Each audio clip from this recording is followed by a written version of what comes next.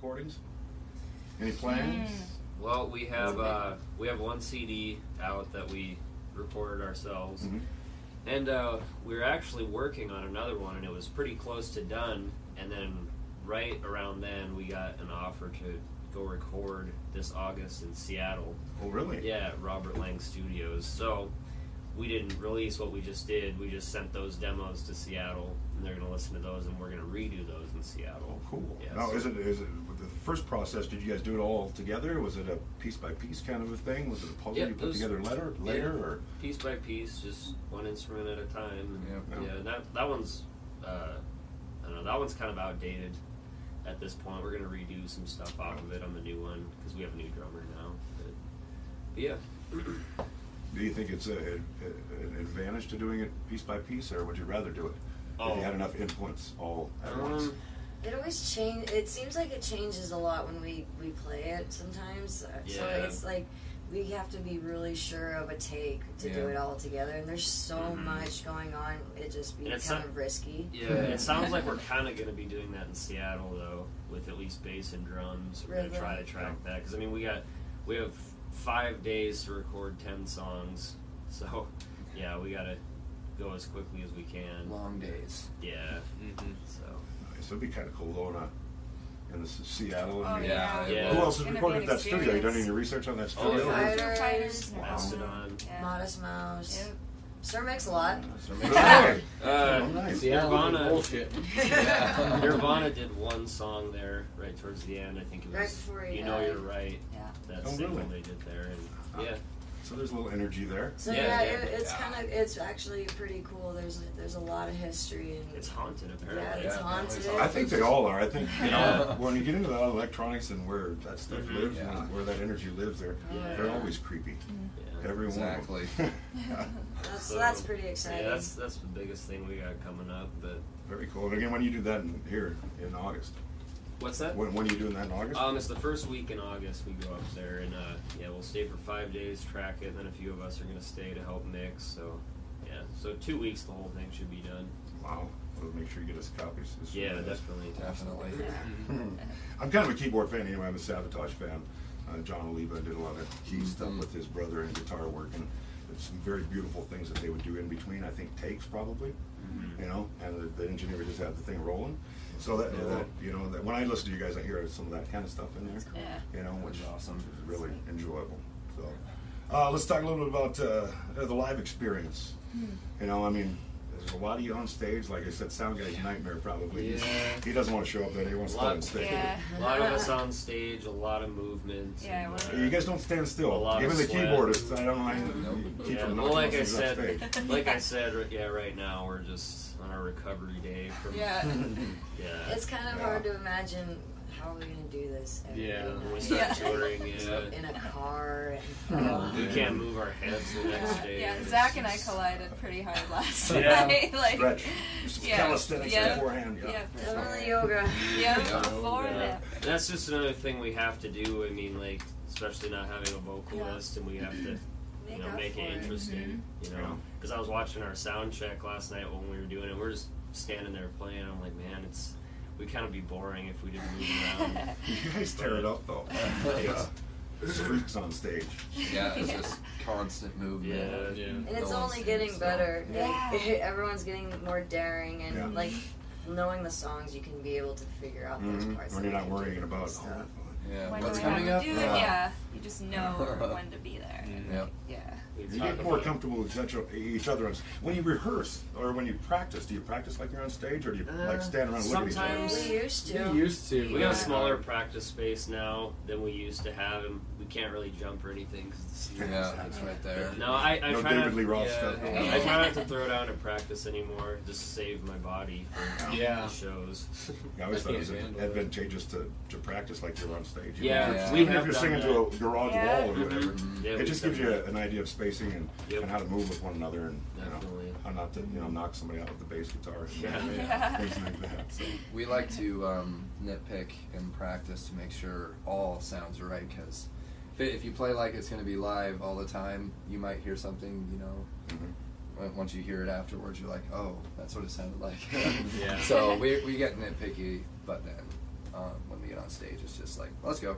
Yep. All Yeah. out. Let's Ready. go. Any crazy stories? Anything happen? I mean, obviously a drumstick or something. You know, I was just gonna say, you should tell them about the stage diving. Oh, yeah.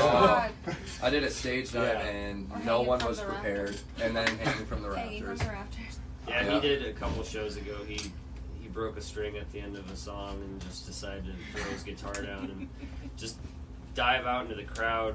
And he didn't even get an arc to his Nobody jump. He was just speared the crowd. Yeah. Yeah. I felt so bad too because I headbutted some girl who was in the face. And like apparently afterwards I talked to her. She's like, "Yeah, it was cool. It was awesome." I was just like, "I'm so sorry." Later, she's gonna be like, "Oh, I just I got got knocked out headbutted, by that buddy." guitar. I got knocked out by that guy. Yeah, But- if we ever get famous or rich, then we'll be hearing from her. Yep. Yeah. So I need some reconcile, My neck please. still hurts. Yeah, Tony, you better pray you never come into any money. I'm not gonna see a dime of it. Yeah. Just hurting people at the shows that Well, speaking of getting famous or getting rich or, like you said, doing this, for the rest of your life or whatever, let's talk about the future of music. When I was growing up, music was, barely accessible. Albums would go out of print. If I wanted to, I got into Ronnie James Dio, for instance, and I wanted to hear something by Rainbow, I'd wait 6 weeks for a cassette to come. Mm-hmm. So I had more of a love affair with music. It was more of an anticipation kind of a thing. Now there's so much access, not only to music, but there's so much access to other entertainment. How do you get kids excited It's about hard. just music? very hard. It's hard with. I kind of envy that time. I wish Yeah. I could. Yeah. Yeah.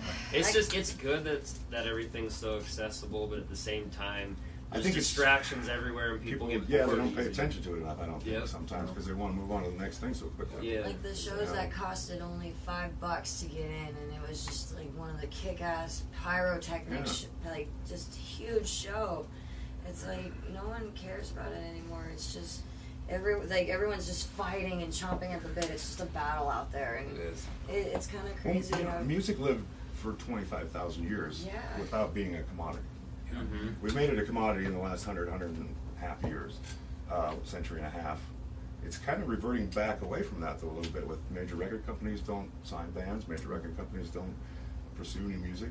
They, they like to dig up Fleetwood Mac and go on another tour or whatever, however they make money. You have to be different. And we've noticed that a lot of the stuff nowadays is do-it-yourself is probably the best way to go. And That's really true. is. One good thing though is the whole do-it-yourself deal has become easier. It has. Yeah. technology has allowed you to, be able to. I mean, you're going to a studio in Seattle, but you could do it at home. Yeah. Yeah. And providing enough, I guess, time, Yeah. to make it sound almost comparable. Right. But the kids these days, everything lives in their hand. Yeah, exactly. Handheld devices. This is what it is now. Whether it's a mobile phone or whether you go through the mall, you don't even look up. I don't know. I'm going to Yeah. come up with an app that make sure you don't run into the wall or something. I think that'd be a good app, so you don't Sensor. smash your Yeah. face. Tell on me a if I'm telephone about to- pole or yeah. something. You know what I It's mean? hard, like with the crowd, like even like they'll all be. Mhm. Or they got their phone. Or Like, they they're got- filming yeah. it. They're not even living in the moment. They're Right. they're Nope. filming the moment that Filming, they're living in, yep. but just Sending it Yeah. to people Be in it. and just look Yeah. what I'm doing. I mean, it's great exposure, when you It's get a good and video or bad. pictures. It's just when everybody's up with their phone, it's like, well, you're not You're experiencing gonna it put all. that phone down, and you then know? we're gonna just do something crazy, and you're gonna be like, "Whoa, I wish I would have." Tony will jump on Yeah, it. next time I'll just kick the phone out of your hand. That's terrible. Yeah, do what you gotta do, I guess. Gotta do what you gotta do. I know when some of those bands, original bands back when I was in high school were putting on shows, they would do stuff at the 4-H building at the fairgrounds or some said bowl basement or whatever. There were 1,000 kids, there were 1,200 kids there most of the time. The perk days. And Perk days. perk there and stuff. How do we get back to that? I almost think I don't know about back then, but it almost seems like now it's just oversaturation. Yeah. There's just so much going on. I remember back even when I started going to shows, there'd be a couple shows a month. Yeah, it was or with just a one bunch a of different weekend or bands, something. bunch of different genres, but Yeah. now it's every night. But it's very vibrant, very creative though. Yeah, I mean, it is. There's a There's lot good of things talented and people bad in this things about it. I mean, scene that we Yeah. have. I think Yeah. Billings it's been a little behind on its culture, a little, and it's kind of all at once. It's biting off maybe Catching a little up? bit. Yeah. It's maybe biting off a bit more than it can chew, and it's there's so much going on. Who's gonna do this? And it's people expect crowds to be there on a weeknight. It's like people have to work too. Yeah. And there's not a lot of crowds there. Yeah. Like it's I don't know. It's good and bad. It's good and bad. Yeah. It's awesome because then a lot of People cool are caring. bands get to play a lot. Yeah. But then the Then- more shows there are, people just be like, well, I'll catch the next one. Yeah. And like, More shows, but less people That's why to we, see them. yeah, that's why we try not to play more than 1 or 2 shows a month. Yeah.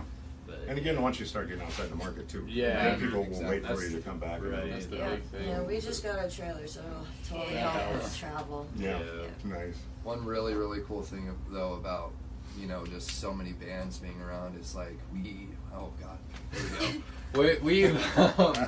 we've already we've like become a family pretty much with the Engage guys and stuff. I mean, we played our first out of town show with them, and they're as cool as can be. And like there are other bands too, like We Three Bears. Those guys are just awesome too. So that's one really, really good thing about it. So Nice community. yeah. Where do they find you on the World Wide Web? We're on Facebook, Reverb Nation. I think we're on a couple other things too. You There's get links right there's a there, lot probably of- at the Facebook page. Yeah, there's a Yeah. lot of shit that we're on. So said just shit. Google us. Shit. No, you're fine. Oh, okay. That was the This only is swear this is on word. YouTube. We can say fuck. We can say I shit, know, we can say it's- whatever. let's go. I was gonna say that was the only one. Let's go. I don't know. I was kind of Please. surprised today. That was the first cuss word all day, actually. Really? Even the last band didn't Everyone's cuss. being very low. Breaking the ice. I'm just going to start saying fuck every other word. No. Don't worry, Peabody's gonna be here. Oh Yeah. yeah. He'll right. save us. Good.